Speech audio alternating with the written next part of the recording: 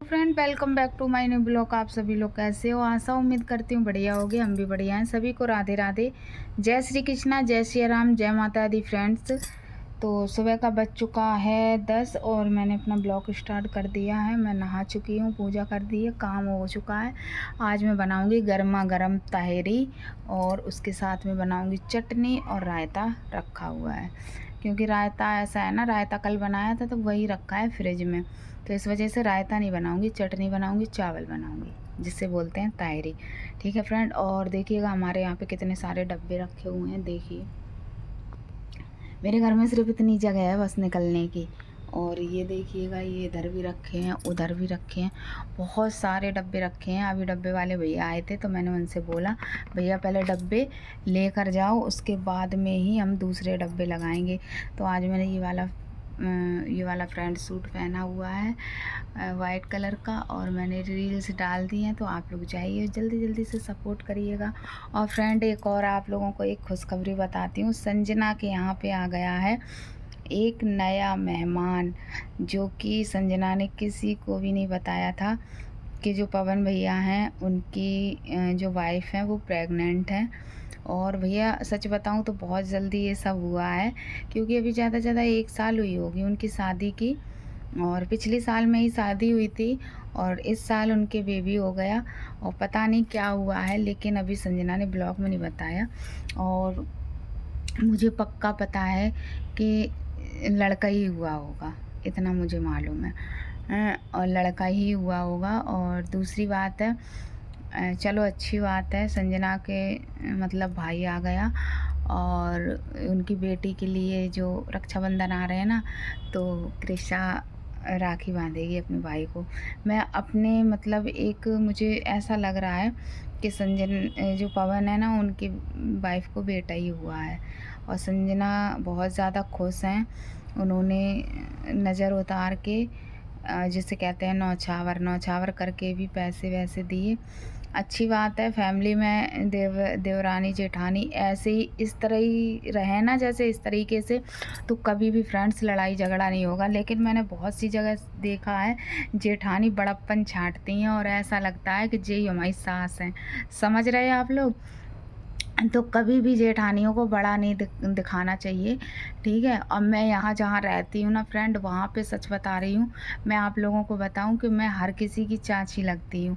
ठीक है, मैं चचिया सास हूँ, लेकिन मैंने कभी भी मतलब मैं खुद यार इतनी बड़ी नहीं हूँ और चचिया सास बन गई एक लोगों की नहीं, बहुत सारे लोगों की। ठीक है। तो मैं कभी ये नहीं कहती कि नहीं तुम मेरे बराबर पे मत बैठो या तुम मेरे पैर छुओ, ऐसा कुछ भी नहीं है फ्रेंड। मैं सबसे यही कह देती हूँ भाई देखो, अच्छे से मतलब ज़रूरी नहीं है कि तुम मेरी इज़्ज़त करो। ठीक है। और मुझे इज्जत विज्जत ज़रूरी भी नहीं कि तुम इतना लंबा घूंघट करो या फिर तुम बेड पे बैठो मेरे सामने। मुझे उससे कोई दिक्कत नहीं है, बेड पे बैठे रहो चाहे मुंह खुला हुआ हो, मुझे उससे कोई दिक्कत नहीं। लेकिन मैंने बहुत सी जेठानी देखी हैं, बहुत जगह देखी हैं कि बहुत ज़्यादा बड़प्पन छांटती हैं। अरे वो देखो, अगर बैठ जाएंगी ना छोटी बहू है तो क्या कहेंगी, अरे उससे देखो ना कुछ शर्म नहीं है, जेठानी के सामने ऐसे बैठी है। और मैंने संजना के यहाँ पे देखा है फ्रेंड्स, सच बता रही हूँ कि बिल्कुल भी संजना ने मतलब पर्दा भी नहीं करवाया, मुंह भी नहीं ढकवाया पवन की बहू से। और वो देखो जेठानी होके पैर भी दबा रही थी। ऐसी ऐसी जेठानी डली है कि देवरानी के अगर बच्चा भी होता है ना तो वहाँ जाती तक नहीं है। ठीक है।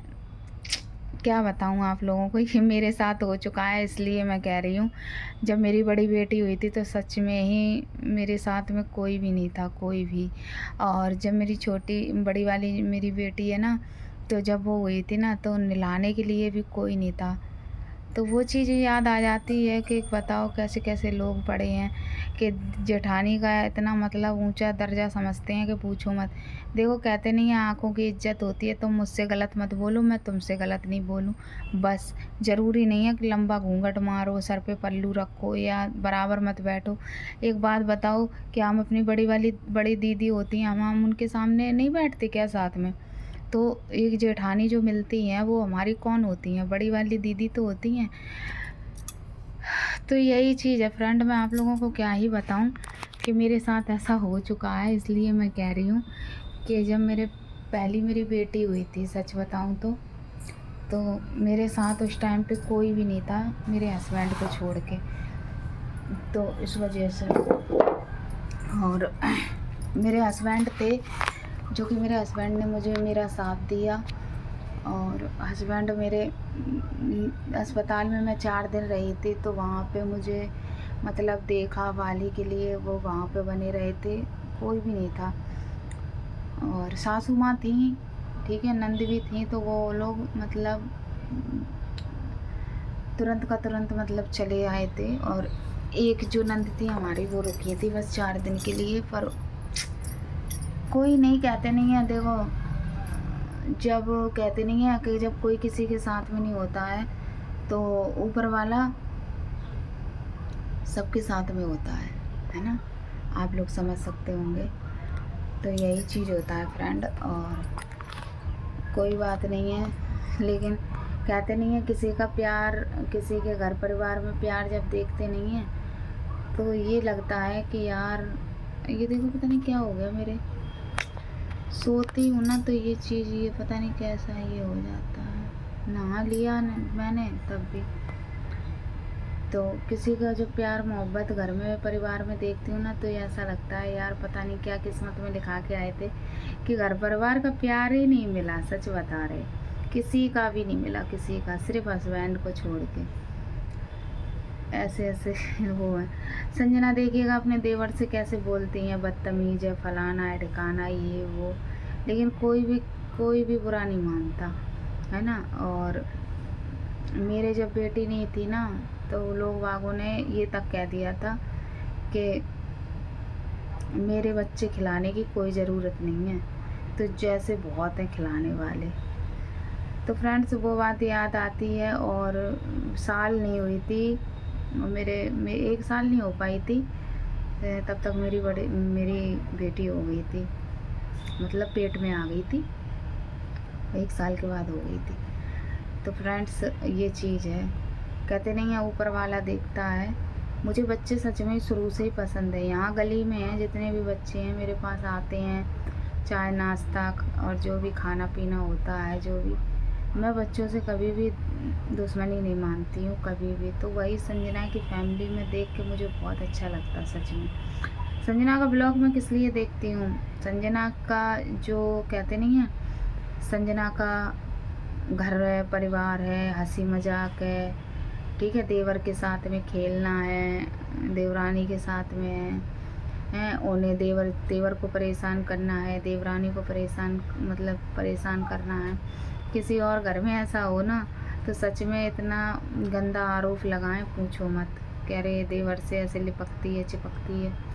लेकिन संजना के घर में तब मुझे बहुत अच्छा लगा। देखिए अपना मन साफ होना चाहिए। देवर कौन होते हैं, छोटे बेटे की तरह होते हैं, लेकिन देवरानी को भी उतना प्यार करो, समझ रहे।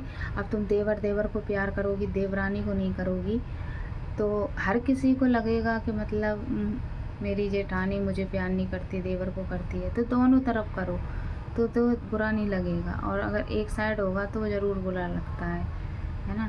देवरानी तो तुम्हारी छोटी बहन की तरह होती है, लेकिन इंसान मानता नहीं है, ये चीज़ है।